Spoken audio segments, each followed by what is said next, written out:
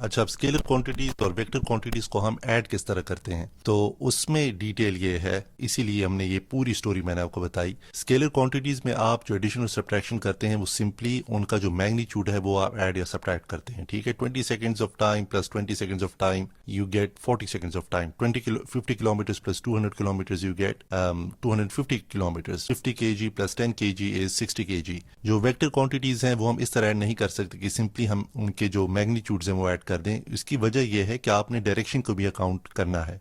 देखिए यहाँ पर जब हम कहते हैं 3 न्यूटन्स, ये 3 न्यूटन्स फोर्स अपवर्ड्स जो एक्ट कर रही है और जो 7 न्यूटन्स है वो इस तरफ ऐड कर रही है, राइट की तरफ। तो आपको बिल्कुल एक नॉविस, जो आप तो नॉविस नहीं है, आप तो एक्सपीरियंस स्टूडेंट्स है फिजिक्स के, जो बिल्कुल नॉविस हो जिसको कोई चीज पता ना हो फिजिक्स की, वो भी आपको बताएगा कि ये सेंस नहीं बनाती ये बात, क्योंकि जो फोर्स है वो 10 न्यूटन नहीं हो सकती इन दोनों की। इसका जो इफेक्ट है वो इस फोर्स में आएगा और उसकी डायरेक्शन ये होगी, और वो जो फोर्स है नेट फोर्स वो कम होगी, क्योंकि इनकी किसी हद तक बिल्कुल ऑपोजिट डायरेक्शन नहीं है। यानी बिल्कुल ऑपोजिट तब होती जब 7 न्यूटन की फोर्स इधर एक्ट कर रही होती, ठीक, तो फिर ये कैंसिल आउट करती। लेकिन यहाँ पर इस तरह नहीं हो रहा। ठीक है, ये फोर्स बड़ी है लेकिन बहरहाल ये भी फोर्स है और उसकी डायरेक्शन इस फोर्स की डायरेक्शन से डिफरेंट है। तो आप वेक्टर्स को यूं ऐड नहीं कर सकते। वेक्टर्स को हम ऐड करते हैं, जो आपके कोर्स में है वो है ग्राफिकल मेथड। अभी मैंने आपको ये एक्सप्लेन किया है, ये ग्राफिकल मेथड है। थोड़ी सी इसकी और मैं आपको डिटेल बता देता हूँ। अच्छा, अब इस मेथड में होता ये है, बल्कि आप कहेंगे ग्राफिकल मेथड के अलावा कोई मेथड है, बिल्कुल एल्जेब्रिक मेथड इसको कहते हैं, लेकिन उसमें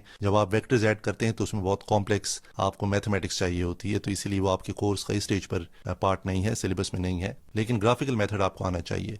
अब स्केलर एंड वेक्टर क्वांटिटीज, मैंने कहा था ये स्केलर एंड वेक्टर क्वांटिटीज हैं। वेक्टर्स किसे कहते हैं, तो vectors is simply line segment जो किसी वेक्टर क्वांटिटी को रिप्रेजेंट करे किसी प्लेन पर यानी आपके लिए आपके पेज पर। ठीक है, प्लेन का आपको पता है, मैं डिटेल में आपको बता चुका हूं। प्लेन का मतलब 2 डायमेंशनल सरफेस। ठीक है, तो प्लेन पर आप रिप्रेजेंट करते हैं उसको किस चीज से, वेक्टर कहते हैं एक line segment, simply line segment with an assigned direction. आप डायरेक्शन के लिए हम एरो यूज करते हैं। ठीक है, तो आपको पता चल गया, यानी एक लाइन सेगमेंट है, उसमें एरो डायरेक्शन बता रही है, और उस लाइन सेगमेंट का जो मैग्नीट्यूड है, याद रखिए आपने कोई वेक्टर रिप्रेजेंट करना है ना, तो लेट्स सपोज ये 50 किलोमीटर्स है, तो आपका ये जो लाइन सेगमेंट की जो लेंथ होगी ये कॉरिस्पॉन्ड करेंगी इस 50 के साथ। और किस तरह कॉरिस्पॉन्ड करेगी, मैंने आपको अभी बताया था थोड़ी देर पहले कि आप स्केल खुद चूज करते हैं।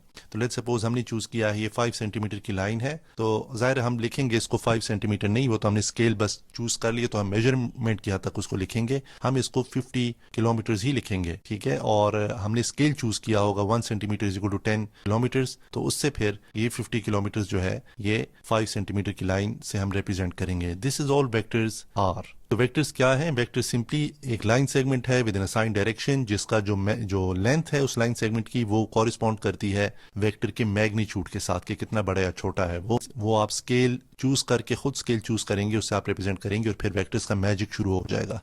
अब वेक्टर्स ऐड किस तरह करते हैं, तो देखिए वेक्टर्स 2 टाइप्स के हैं, एक होते हैं पैरेलल वेक्टर्स और दूसरे हैं नॉन पैरेलल वेक्टर्स। ठीक है, पैरेलल आप अप्रोप्रिएट स्केल चूज कर लेंगे, ये आपकी टेक्स्ट बुक्स में दिए हुए हैं, लेकिन यानी मैं आपको पूरे इधर लिख के नहीं देता, लेकिन आपको जितना मैंने बताया आपको आइडिया हो जाना चाहिए। ये जो मेथड मैंने आपको करके बताया था, सबसे पहले आप स्केल चूज करेंगे, आप टेक्स्ट बुक जरूर कंसल्ट करें, स्केल चूज करेंगे, फिर आप ये करते हैं कि स्टार्टिंग पॉइंट ड्रॉ करते हैं। ठीक है, स्टार्टिंग पॉइंट क्या है, तो इसका सिंपली यही इशू वो सिंपली यही है कि लेट्स सपोज हम ये प्रॉब्लम है कि एक बंदा है, वो 50 किलोमीटर ड्यू ईस्ट गया है अपने ये ओरिजिन से 50 किलोमीटर ईस्ट की तरफ, यही ले लेते हैं। ठीक है, और फिर वो वापस आया है, यू टर्न इसने लिया है, और वो ही कम्स बैक, और वो 25 किलोमीटर 20 किलोमीटर लेट्स सपोज वो गया है वेस्ट की तरफ, ऑपोजिट डायरेक्शन में। ये कर लेते हैं 50 किलोमीटर्स ये ईस्ट की तरफ गया है, और फिर वो वापस आया है और वो गया है 20 किलोमीटर वेस्ट की तरफ। नॉन पैरेलल वेक्टर्स में ये जो 2 एग्जांपल्स हमने की है ये नॉन पैरेलल वेक्टर्स की हैं, और इसमें यानी ये भी आपको देख कर ही पता चल रहा है कि ये दोनों आपस में नॉन पैरेलल हैं। इसको भी आपको देख कर पता चल रहा है कि ये नॉन पैरेलल है ना, जाहिर है ये इन फोर्सेस के जो वेक्टर्स हैं वो आपस में मीट कभी नहीं करेंगे। ये जो डिस्प्लेसमेंट के 2 वेक्टर्स हैं, इधर तो मैंने खैर आपको चूंकि इनफॉर्मली बता रहा था, मैंने एरोज वगैरह नहीं लगाए, लेकिन ये जो 2 वेक्टर्स हैं ये भी आपस में ऐड नहीं करेंगे। जो मेथड है जो हमने चूज किया है इसमें, उसको कहते हैं हेड टू टेल मेथड। ठीक है, इधर लिख देते हैं आपके लिए, ये हेड टू टेल मेथड है। और इसको हेड टू टेल आपका क्या ख्याल है, गेस करें इसको क्यों कहते हैं। जाहिर है वो हम ज्वाइन करते हैं दूसरे वेक्टर की टेल के साथ, और फिर रिजल्टेंट वेक्टर हम कैसे एक्वायर करते हैं तो लेट्स इसको ओ ए बी कर देते हैं ना, ये ओ और ए पहला हो गया और ए और बी दूसरा हो गया, ठीक है, इसको भी ओ ए बी कर दें, ठीक है। रिजल्टेंट वेक्टर हम एक्वायर करते हैं कि हम पहले वेक्टर की जो टेल है, जो दूसरा वेक्टर है उसके हेड के साथ हम ज्वाइन कर देते हैं, तो इसलिए इसको हम कहते हैं हेड टू टेल मेथड। एक और मेथड भी है और वो इस तरह है, मैं आपको रफली ड्रॉ कर देता हूँ, आपके लिए बस ये एक मेथड काफी है, लेकिन जस्ट फॉर क्यूरियस स्टूडेंट्स एक और मेथड ये है कि देखें यहाँ पर हमने एक वेक्टर के हेड को दूसरे वेक्टर की टेल के साथ ज्वाइन किया है ना, ये इस वेक्टर का हेड है और ये इस वेक्टर की ए बी वेक्टर की टेल है। तो उसमें हम यूं करते हैं कि एक ही पॉइंट ऑफ ओरिजिन से दोनों वेक्टर्स हम निकालते हैं इस तरह कि ये जो लाइन है 7 सेंटीमीटर्स की आप इधर लगाएंगे और ये आप इधर लगाएंगे, ये मैं बिल्कुल रफली ड्रॉ कर रहा हूँ, ठीक है। ये आपने इधर लगाई और ये वाली जो लाइन है